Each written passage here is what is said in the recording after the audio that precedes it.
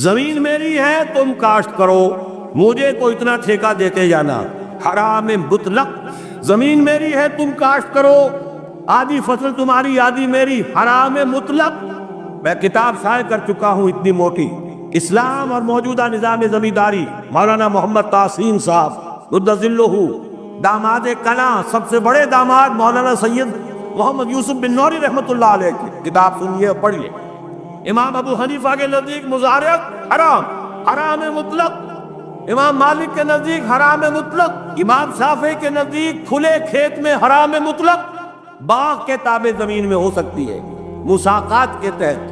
ہاں، امام احمد بن حنبل نے جواز کا فتویٰ دیا اور امام ابو حنیفہ کے دو شاگردوں نے جواز کا فتویٰ دیا، قاضی ابو یوسف نے، امام محمد نے رحمہم اللہ۔ لیکن جو فقہ حنفی کہلاتی ہے وہ تو ہے امام ابو حنیفہ کے نام سے، وہ فقہ یوسفی تو نہیں ہے، قاضی ابو یوسف کی فقہ تو نہیں ہے، فقہ حنفی۔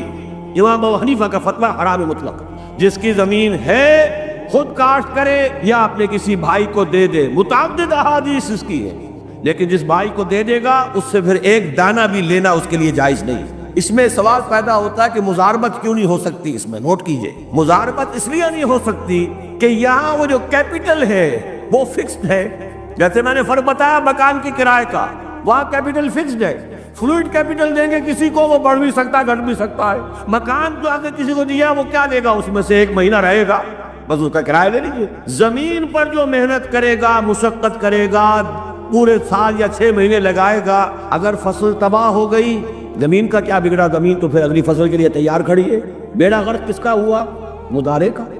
ٹھیکہ دے دیا، فصل خراب ہو گئی، اولے پڑ گئے، کچھ اور ہو گیا، کس کا نقصان ہوا؟ فکس کیپٹل زمین تو موجود ہے جو کہ تو اس کا کچھ بگڑتا نہیں، سارا جو نقصان ہوا، تباہی آئی، وہ محنت کار پہ آئی۔ لہذا مزاربت یہاں ممکن ہی نہیں۔ شراکت ہو سکتی ہے، 10 آدمی اپنی زمینیں جمع کر لیں اور مل جل کر کوآپریٹو بنا لیں تاکہ اس میں جو ہے وہ زرعی آلات بھی خرید سکے اور کام کر سکے، ٹھیک ہے، مل کر بانٹ دیجیے۔